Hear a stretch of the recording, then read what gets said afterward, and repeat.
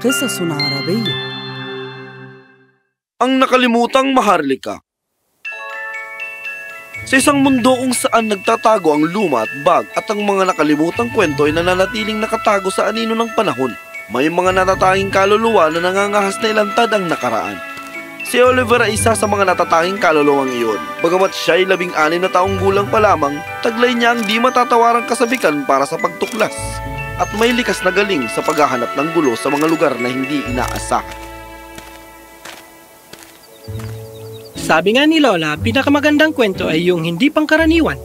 Hindi alam ni Oliver na ang kanyang pagkamausisa ay magpapagising sa isang lihim na may daang-daang taon nang nakatago.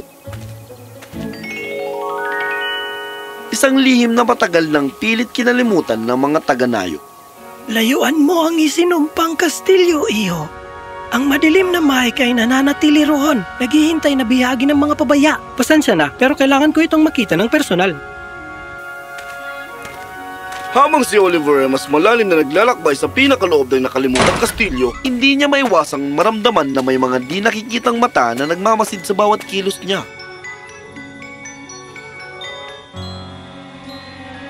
Grabe, medyo ito'y nakakatakot pero sigurado akong kamangha-mangha ang lugar na ito noong panahon nito. At naroon na nga, ang sentro ng lahat ng bulong-bulungang alamat. Ang larawan ng nakalimutang maharlika.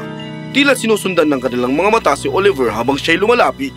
Ang nakalimutang maharlika, kapalaran nila ay tinakda magpakailanman. Huwag banggitin ang kanilang mga pangalan. Tulad ng sinabi ni Shakespeare, anong nasa isang pangalan? Haring Alistair, Reyna Evangeline, Prinsipe Dorian, at Prinsesa Elise. Sa sandaling iyon, habang binibigkas ng mga labi ni Oliver ang kanilang pangalan at tinahawakan niya ang sinaunang babala, ang mga hangganan sa pagitan ng nakaraan at kasalukuyan sa pagitan ng mga buhay at mga patay ay nagsimulang lumabo. Ano ang... yang malamig? Ang sumpa na tulog ng daang taon ay muling nagising. Ang nakalimutang maharlika na ipit sa pagitan ng mga mundo ay muling lumitaw. Sino ang naglakas loob na guluhin ang aming pagkakatulog? Ako si Oliver.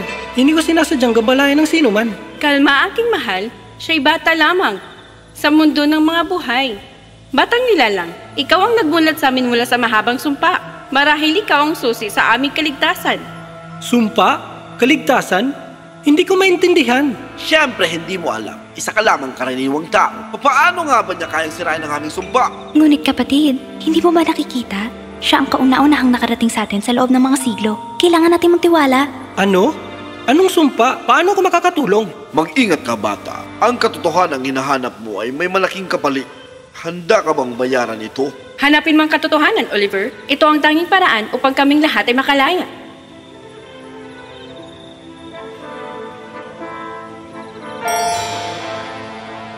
At dito nagsimula ang paglalakbay ni Oliver sa madilim na nakaraan. Isang misyon upang tuklasin ang mga lihim na matagal nang nakatago at sirain ang isang sumpa na ilang siglo nang nabubuo.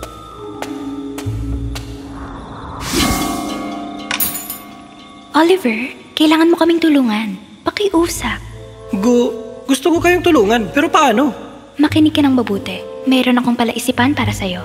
Sa mga pahinang tinahinang alikabok at tinta, nakatago ang katotohanang nagdudulot sa amin sa pagkalugmok. Hanapin ang aklat na may pusong puno ng kasinungalingan at basahin ito bago sumikat ang araw. Isang libro? Kailangan nating hanapin ng isang partikular na libro? Sa aklatan. Ngunit mag-ingat ka, Oliver. Hindi nais ng kastilyo na magtagumpay ka.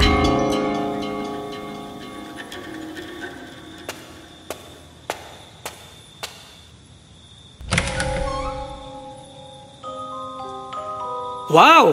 Ang lugar na ito, hindi ka panipaniwala. Sige, hindi iyon nakakatakot.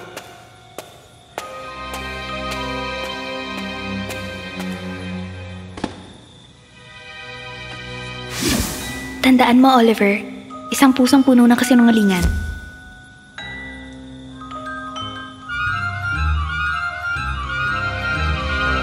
Anong nangyayari? Ang sumpa, lumalaban ito. Mag-isip ka, Oliver, mag-isip. Isang pusong punong ng kasinungalingan. Ganun lang ba yun kadali? Basahin ito, Oliver, nang mabilis.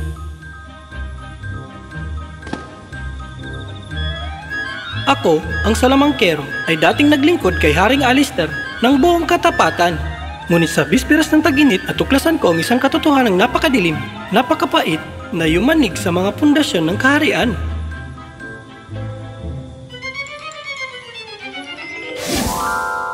Nagawa mo, Oliver. Natagpuan mong unang peraso ng palaisipan. Ngunit ano ang ibig sabihin nito? Anong katotohanan na natuklasan ng salamangkero? Hindi ko alam. Masyado pa akong bata para maintindihan ang nangyayari. Ngunit naalala ko ang mga matatanda na nag-aaway. At pagkatapos, ang sumpa. Huwag kang mag-alala, Elise. Malalaman din natin ito. Ano ang susunod nating hakbang? Oh, hindi! Ang multo ng librarian. Kailangan nating umalis. Ngayon na! At dito, natuklasan ni Oliver ang unang piraso ng palaisipan. Ngunit sa bawat pagsisiwalan, ang panganib ay lalong lumalago. Dito ang daan, bata. Bilis! Hilahin mo ang sulok. Ipapakita nito ang daan patungo sa mga piitan. Ang mga piitan? Bakit ko kailangan bumaba doon? Upang harapin ang mga anino ng nakaraan, tandaan mo ito. Sa pinakamadilim na lugar, walang liwanag na mananatili. Tangi ang katotohanan ng makakapagligtas sa iyo. Hanapin ang mga nakatagong pintuan ng tadhana at lutasin ang mga misteryo bago maging huli ang lahat.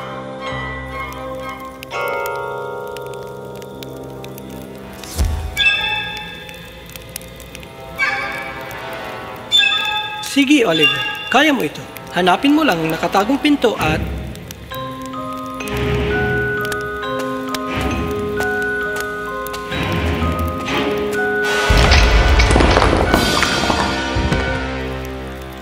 Aray!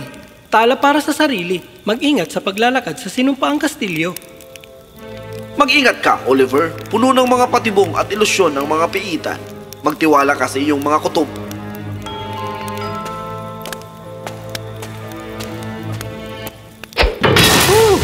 Ang lapit na nun.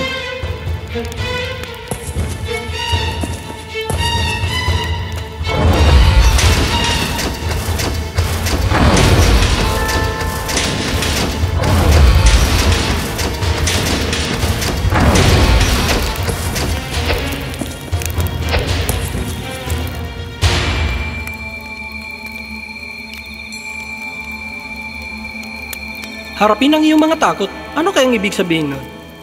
Traitor! Agaw titulo! Sinungaling! Tuwag! Ako ang iyong sariling asawa. Kailangan kong protektahan ang kaharian. Alam mo, Elise. Alam mo! Hindi lang ang salamangkero. Ang sumpa ay tila konektado sa mga aksyon mismo ng pamilya. Mga anino lang ang mga ito. Mas komplikado ang katotohanan. Hindi ko hayaang matakpan ng takot ang aking paghusga. Nakapasa ka sa pagsubok, batang Oliver. Ipinakita mo ang tapang sa harap ng takot at ang karunungan na higit sa iyong mga taon. Ano ba talaga ang nangyari? Bakit nga ba sinumpa ang pamilya? Nadiskubre ko ang isang balak sa loob ng puok ng hari upang agawin ang trono. Ngunit bago ako maihayag ang katotohanan, ako'y piniit at isinumpa upang manahimik. Ang sumpa ay kumalat sa buong pamilya.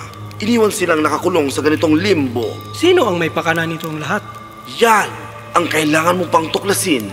Pero mag-ingat dahil ang katotohanan ay maaaring masakesa sa mga kasinungalingan. Oliver, gumuguho na ang piitan. Kailangan mong umalis. Ngayon na! Tumakbo si Oliver pabalik sa piitan. Swerte niyang naiwasan ang mga bumabagsak na debris at ang mga sahig na gumuho. At sa wakas, narating niya ang hagdang-hagdang palapag.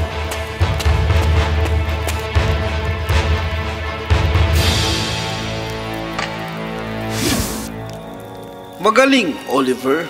Ngunit malayo pa ang ating mga pagsubok. Matutuklasan ko ang katotohanan, Dorian. Pangako.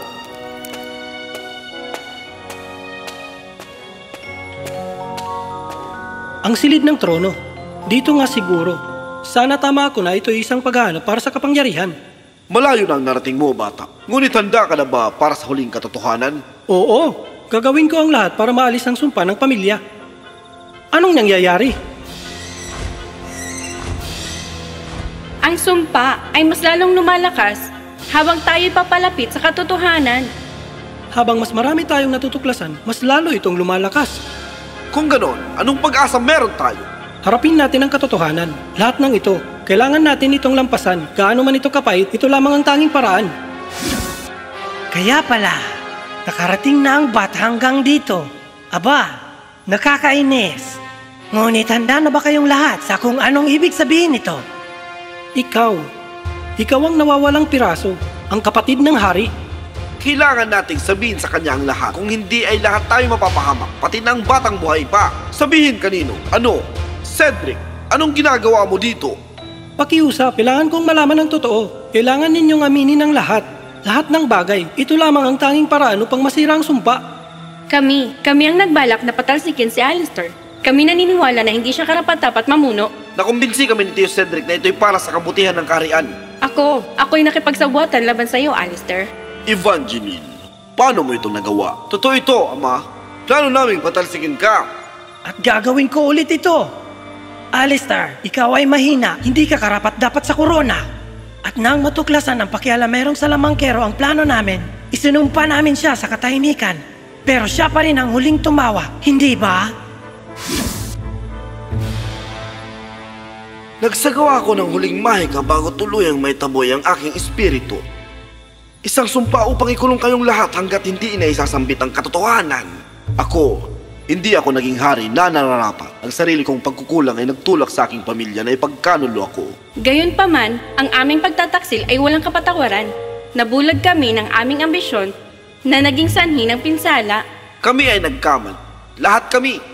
Ako rin ay nagkamali. Ang aking inggit at pagnanasa sa kapangyarihan na nagsira sa akin. Sa huling pag-amin, isang nakakasilaw na liwanag ang pumuno sa nagwawalang silid trono. Ang lakas ng sumpa ay umikot sa kanilang lahat, umabot sa isang sukdulang kasidhian. Nasisira na ang sumpa, ngunit ang kastilyo ay gumuguho. Kailangan na nating lumabas. Salamat, Oliver. Pinalaya mo kaming lahat. Makakapagpahinga na kami sa wakas. Kailangan mo nang umalis. Bumabagsak na ang kastilyo. Pero paano ka? Tapos na ang oras namin. Pero kailangan mong mabuhay, Oliver.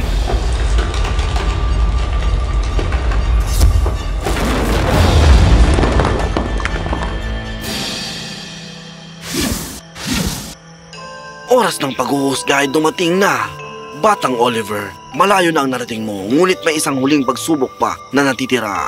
Ginawa ko na ang aking bahagi. Inamin na nila ang totoo. Nasa harap mo ang daan patungo sa kalayaan, Oliver. Ligtas mo ang iyong sarili mula sa mabilis na pagbagsak ng kastilyo.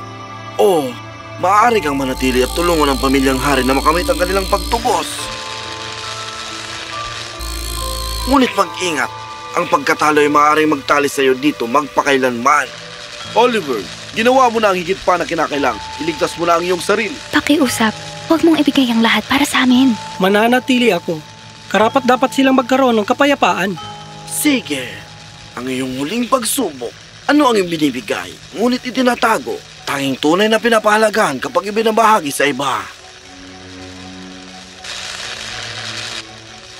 Ang sagot ay kapatawaran. Magaling, bata. Napatunayan mo ang pagtubos ay posible para sa mga naghahanap nito. Salamat, Oliver. Ibinigay mo sa amin ang pinakamahalagang regalo. Alalahanin mo kami, ngunit huwag magtagal sa nakaraan, naghihintay yung hinaharap.